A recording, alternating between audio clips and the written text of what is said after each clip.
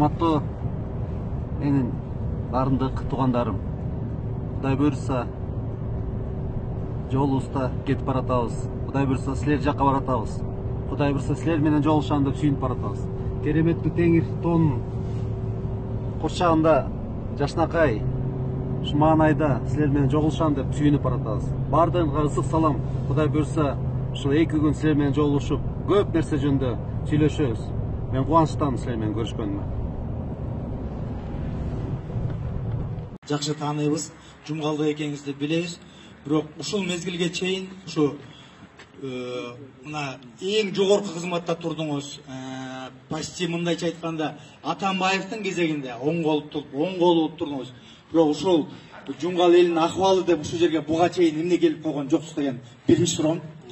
Экинчи суроом, мынакей Атамбаевдин учурунда Атамбаев мынакей жаштарды көтөрдү, сизди көтөрдү, дагы көптөгөн кыйындарды көтөрдү. Действительно.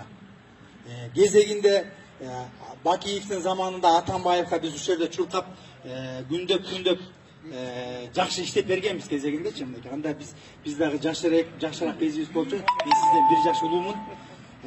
Анан Атамбаев президент болду, бийликке келди, мынакей могу элдин баары калп айтпайт. Ошол бийликке келгенде тетиги кичинекей уборщицадан эмеден бери отдел кадр болуп, ошо өзүбүздүн эле агалар, ошо өзүбүздүн жумгалдын балдарын кордоодуңар да, мындай айткандачы. Кордоодуңар мынакей. Ошол Атамбаевдин саясий курмандыгынын бири менмин. Ошол кезде биз болсо жөнөкөй үй бүлөдө өсүп чыкканбыз. Бечара үй бүлөдөн эле чыгып, өзүбүздүн илимибиз менен, билимибиз менен жогорку окуу жайларды алып, 3 дипломум бар. Кызыл диплом бүт бардым.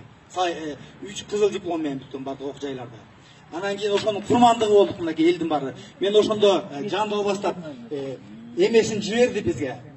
Бүт барлык текшерүүлөрүн жиберди мен иштеген мекемеге. Барлык жагынан фин полициясы келди, тияга келди, бияга келди, барлыгынан таза чыктык.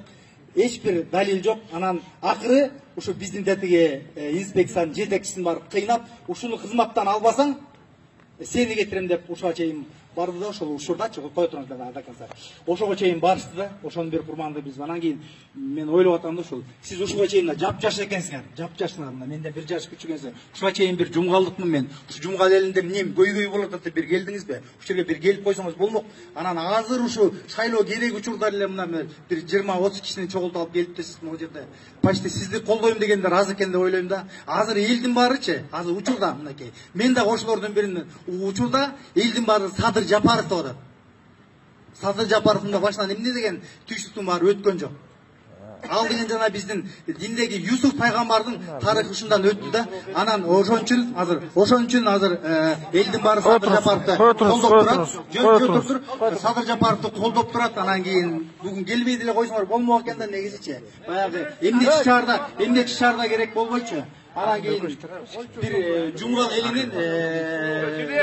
жумгал элинин ошол кездеги ошондой Атамбаевдин мондай басмырларда бизди тебеледи ошого чейинчи. И то ошол тебелегендиги үчүн азыр түрмөдө отурат акырычы. Анан сизге деле мен жаман нерсе каалабайм. Өзүңүздүн кулуңсуз, өзүңүз элесиз. Анан бирок буга чейин келип койсоңуз болмок деген кеп да. Туура айттыңыз.